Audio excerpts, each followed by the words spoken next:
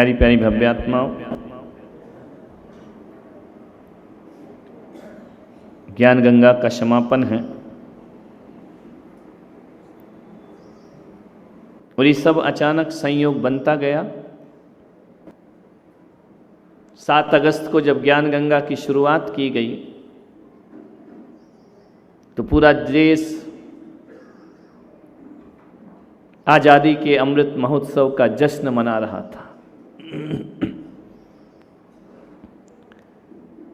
और ये ज्ञान गंगा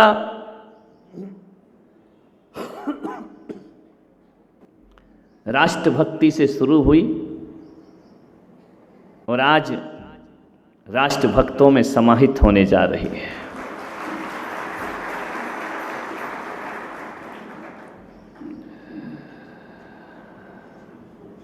अनुशासन की एक मिसाल यदि इस धरती पर कोई है तो राष्ट्रीय स्वयंसेवक संघ है। आते ही मुझे परिचय मिल गया। मैंने लोगों से कहा ये जूते चप्पल जमे क्यों हैं लाइन से? जिनका ये जैनों की सभा तो नहीं लगती है, ये सभा किसकी है? बाद में पता चला कि आज संघ का कार्यक्रम है, जहाँ के पदत्राण से अनुशासन शुरू होता है वो मस्तक पर चढ़कर अनुशासन बोला करता है। व्यवस्थित सा लगा।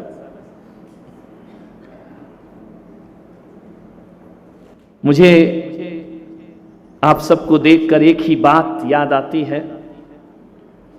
माखनलाल चतुर्वेदी ने बहुत अच्छी कविवर ने 4 लाइनें लिखी हैं। चाहे नहीं मैं सुरवाला के गहनों में गूथा जाऊं, चाहे नहीं प्रेमी माला में बिंद प्यारी को ललचाऊं, चाहे नहीं सम्राटों के सर पर हे हरि में डाला जाऊं, और चाहे नहीं देवों के सिर पर चढ़ूं भाग्य पर इठलाऊं, मुझे तोड़ लेना वनमाली उस पथ पर तुम देना फेंक, और मातृभूमि पर शीश चढ़ाने जिस पथ जाएं वीर अनेक। मातृभूमि पर शीश चढ़ाने जिस पथ जाएं, मुझे देवों के सिर पे चढ़कर भी नहीं इठलाना है और सम्राटों के शव पर भी चढ़ नहीं डाला जाना है। और वह फूल एक अभिलाषा करता है कि किसी सिंगार रस में रंगी हुई प्रेमिका के गलों में भी मुझे नहीं जाना है।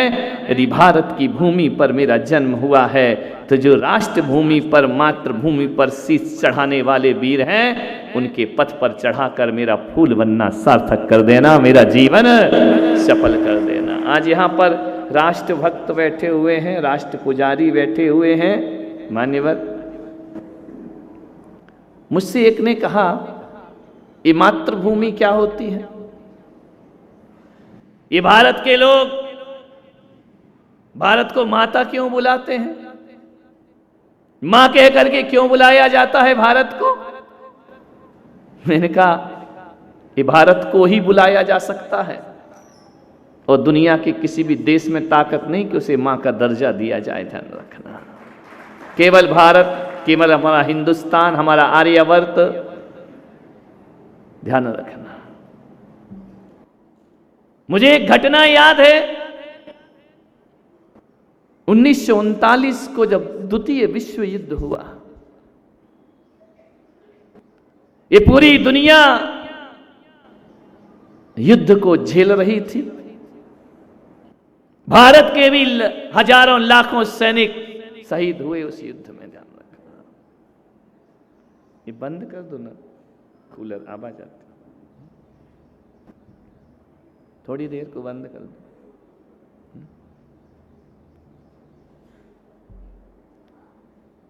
वहां एक घटना घटती है युद्ध के मैदान में।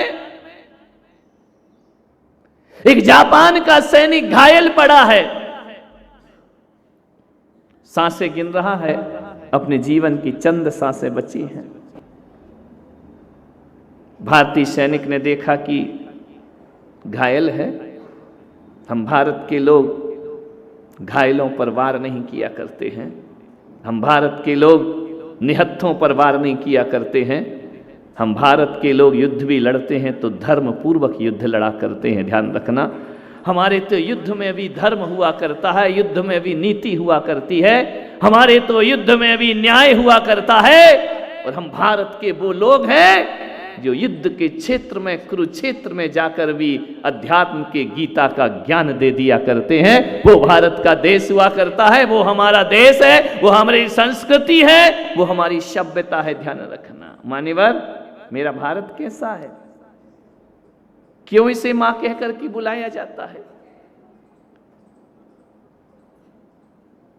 लड़ाई, युद्ध चल रहा था कुरुक्षेत्र में,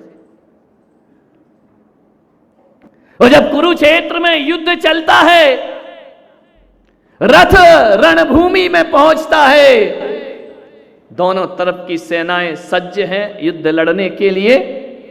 और लड़ते लड़ते मालूम है, नारायण श्री कृष्ण ने कहा कि अर्जुन गांडीव उठाओ। अर्जुन से कहा कि अर्जुन गांडीव उठाओ। वो जो हाथी आ रहा है उसके गले में जो घंटी है ना, उस पे सरसंधान करो। अर्जुन ने उठाया, तीर चलाया, हाथी की गर्दन की घंटी पर तीर लगा, घंटी धड़ से आकर गिर जाती है युद्ध के मैदान में। अर्जुन ने कहा कि केशव क्या बात है, शत्रुओं पर वार करूं, आपने ये पहला वार किस पर करवाया? हाथी के गले में बंधी हुई घंटी पर, क्यों? क्या संदेश है इसका? बोले अर्जुन, पार्थ ये भारत का अध्यात्म है, समझ नहीं आया। बोले जो घंटी गिरी है ना, वहां किसी पक्षी ने अंडा दिया है, और हमारा युद्ध किसी की जान ना ले ले, इसलिए घंटी ने आकर अंडे को संरक्षण प्रदान किया है। अब हम युद्ध लड़ेंगे, हम अहिंसा प्रेमी लोग हैं, हम धर्म प्रेमी लोग हैं, हम युद्ध के मैदान में भी अध्यात्म और अहिंसा को देखा करते हैं। अरे इतनी करुणा यदि किसी देश के पास है, लड़ते समय शत्रुओं के दल में भी कोई यदि करुणावान बनता है, तो मेरा हिंदुस्तान होता है, वो मेरा भारत देश हुआ करता है। कि युद्ध हम में है, उस जीव में नहीं, उसकी मां तड़फेगी, घंटी से सुरक्षा कवच बना दिया। ध्यान रखना, ये है असली गीता, ये है भारत का धर्म, ये है भारत की सनातन परंपराएं। ध्यान रखना। जापानी सैनिक घायल है, भारतीय सैनिक ने देखा कि प्यास से तड़फ रहा है, उसकी करुणा ने उसे रुकने नहीं दिया। हम तो युद्ध भी क्रूरता से नहीं, करुणा से लड़ा करते हैं। हमने किसी देशों को छीनने के लिए, उन पर आक्रमण जमाने के लिए कभी युद्ध नहीं किए हैं, लेकिन हाँ, भारत पर कोई बुरी नजर रखता है तो हम उसकी नजरों को झुकाना जानते हैं। ध्यान रखिए, हम किसी का सिर नहीं काटा करते हैं, लेकिन भारत पर कोई आक्रमण करने की कोशिश करता है ना, तो भारत सिर भले ना काटे, लेकिन सिर कटवाने की ताकत रखता है। अपनी मातृभूमि के लिए, अपने वतन के लिए, अपने देश के लिए अपना बलिदान करने के लिए तैयार रहा करता है। मान्यवर, एक बात ध्यान रखना कि जैसे ही पहुंचा भारतीय सैनिक जापानी सैनिक के पास, उसने अपना बॉटल खोली और सोचा कि घायल है, तड़फ रहा है, उसके मुंह में पानी डालने लगा। अरे सुबह तो युद्ध कर रहे थे, एक दूसरे के प्राण के प्यासे थे, अब उसको प्राण दे रहे हो, जीवन दे रहे हो। उसने लिया, पानी की बोतल खोली और उसके मुंह में पानी डालने लगा। और जैसे ही पानी डालने लगा, जापानी सैनिक ने कटार निकाली और भारतीय सैनिक के सीने में दाग दी वह कटार। भारतीय सैनिक खून से लथपथ हो गया। पानी पिलाने आया था, धोखा मिला भारत को। ध्यान रखना, सदियों से भारत को धोखे के सिवा मिला क्या है? हमने गले लगाया, तुमने छुरा भोंके। हमने तुम्हारी विदेशों में यात्राएं शुरू की, हम यहां से वाहन, यहां से कोई प्रधानमंत्री वाजपेयी, प्रधानमंत्री अटल बिहारी वाजपेयी सद्भावना का संदेश लेकर बस लेकर जाते हैं, एक बस शुरू करते हैं, वहां से पीठ में छुरा भोंका जाता है, करगिल जैसा युद्ध हमें सौंप दिया जाता है। विचार करिए आप, वो पानी पिलाने गया, जापानी सैनिक ने कटार निकाली और भारतीय सैनिक के सीने में कटार आर पार कर दी। खून से लथपथ हो गया भारतीय सैनिक, तड़पने लगा। सेना के डॉक्टर पहुंचे, दोनों सैनिक को उठाया, कैंप में ले गए, इलाज किया, ट्रीटमेंट हुआ, दोनों का उपचार किया गया। दोनों बेहोश हैं, दोनों घायल हैं। रात भर दोनों बेहोश रहे। सुबह होश आया तो भारतीय सैनिक के लिए उस कैंप में एक नर्स दूध का गिलास लेकर आती है। हल्दी वाला दूध, इसे पियो, तुम ठीक हो जाओगे। भारतीय सैनिक ने देखा कि मैं घायल हूं, मेरे लिए हल्दी केसर का दूध आ रहा है पीने के लिए। वह उठा, बाजू में देखता कि उसके बाजू में जापानी सैनिक भी पड़ा है, उसे भी होश आता है। भारतीय सैनिक उठता है और वह गिलास का दूध लेकर उसके पास जाता है। जापानी सैनिक कहता है कि मेरे पास क्यों आ रहा है? जाकर के कहा कि मेरे भाई, उस दिन तो मैं तुझे पानी नहीं पिला पाया, आज ये दूध पी ले, तू भी स्वस्थ हो जाएगा और मैं भी स्वस्थ हो जाऊंगा, तेरे को जीवन मिलेगा, तेरे को प्राण ऊर्जा मिलेगी। अरे मैं यहां लेट करके अकेले दूध नहीं पी सकता हूं। उसने नर्स से कहा कि जाओ एक गिलास दूध और लेकर के आओ, और वो अपने हाथ के दूध का गिलास जापानी सैनिक के हाथ में बढ़ाता है। जापानी सैनिक जैसे ही हाथ पकड़ता है, आंखों से अश्रु की धारा बह जाती है, फूट फूट करके रोने लगता है कि यार तूने मुझे पानी पिलाने आया और मैंने छुरा भोंका तेरी छाती पर, उसके बाद भी तू मुझे दूध पिलाने आ रहा है। भारतीय सैनिक ने कहा ये बातें बाद में कर लेंगे, पहले अपना उपचार करो और ये दुग्ध पान करो, दूध पियो इसे। उस दिन जापानी सैनिक ने अस्पताल में खड़े होकर के कहा कि आज मुझे समझ में आया कि भारत को माता क्यों कहा जाता है, भारत को माता कहकर क्यों बुलाया जाता है, क्योंकि इतना बड़ा साहस अपने पुत्र को दूध पिलाना ये अमेरिका भी जानता है, चाइना भी जानता है, जापान भी जानता है। लेकिन दुश्मन को दूध पिलाने वाली कोई माता होती है तो केवल भारत माता इस धरती पर होती है, जो शत्रुओं को भी दूध पिला दिया करती है। ध्यान रखना, हम वो भारत के लोग जो दुश्मनों को भी दूध पिलाया करते हैं। ध्यान रखिए, विचार करना है, आपको सोचना है। ऐसी पावन गौरवशाली हमारा इतिहास, अरे किसी भी देश को, किसी भी वतन को यूं ही मां कह करके नहीं बुलाया जाता है। उसकी संस्कृति, उसके संस्कार, उसका अध्यात्म, उसकी परंपराएं। ध्यान रखना, हमारे पास वो बेटा है जो पिता आज्ञा कर दे तो 14 वर्ष वनवास चला जाता है, लेकिन सत्ता के लिए वह अपने पितृ का विद्रोह नहीं किया करता है। हम वो लोग नहीं हैं कि पिता को मारकर राजगद्दी पर बैठ जाएं, हम तो पिता के लिए सिंहासन छोड़ने वाले लोग होते हैं। एक भाई यदि जंगल में रहकर वनवासी होता है तो दूसरा भाई भरत महलों में वनवासी का भेष धारण करके जिंदगी बिता। ये भारत के उसूल है, ये भारत के संस्कार हैं, ये भारत के रग रग में बह रहा है। ध्यान रखना, ये अहिंसा का संदेश, ये त्याग करुणा बलिदान का संदेश, ऐसा देश कोई भारत ही हो सकता है। औरंगाबाद वालों, मैं आपसे पूछता हूं, भारत को माता कहो तो गर्व महसूस हुआ करता है। आपसे निवेदन है मेरा कि भारत को माता कह करके बुलाना, मां शब्द कहना तो गर्व महसूस। कभी ये जमता केवल भारत को ही है? अच्छा चलो बोल के देखो, अमेरिका माता जमता है क्या? फिट ही नहीं होता है, कहां से हो जाएगा? अमेरिका माता, चाइना माता जमता है क्या? जुबान ही गवाही नहीं दे रही अपनी, क्या कर सकते? जापान माता बोल के देखो, सिंगापुर माता बोलो ना, पाकिस्तान माता। ये माता नहीं, पूरी दुनिया के ध्यान रखना, जितने भी देश हैं, इंडोनेशिया माता, कुवैत माता, दुबई माता, काय की माता? माता तो केवल अपनी भारत माता हुआ करती है। माता का दर्जा तो केवल भारत को ही शोभा दिया करता है।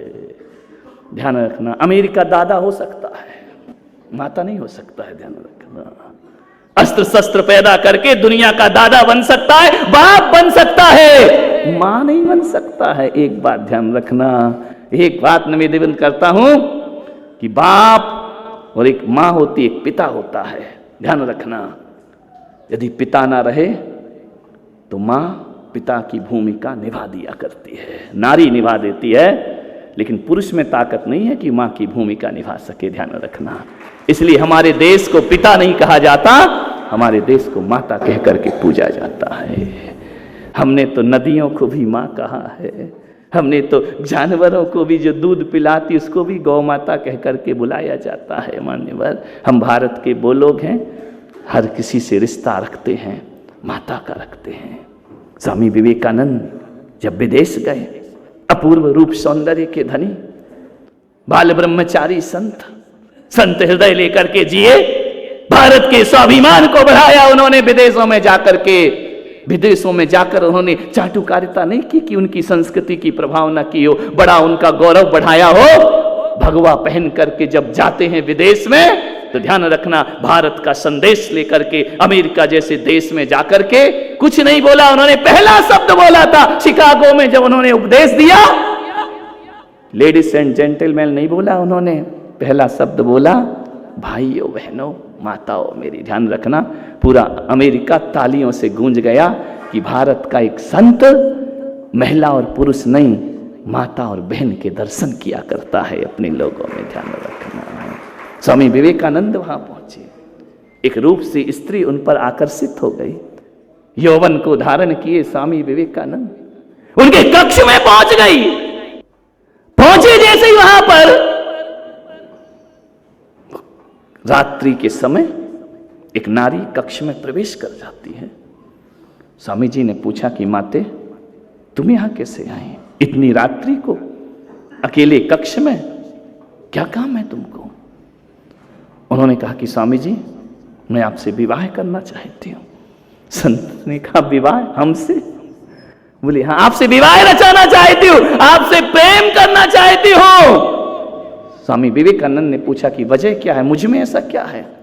बोले आप जैसा विचारक, आप जैसा सोच वाला, आप जैसा सौंदर्य का धनी।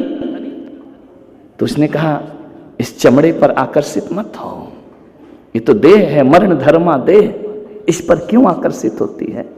बोले आप नहीं जानते हो, मैं चाहती हूं कि मेरी कोख से आप जैसा बेटा पैदा होना चाहिए, इसलिए मैं आपसे वैवाहिक संबंध बनाना चाहती हूं। मेरी कोख से आपके जैसा बेटा होना चाहिए, जब मैं मां बनूं तो तुम्हारे जैसे पुत्र की मां बनना चाहती हूं मैं। स्वामी विवेकानंद ने कहा पगली इतना परेशान क्यों होती है, तू ये चाहती है ना कि तेरा बेटा मेरे जैसा हो।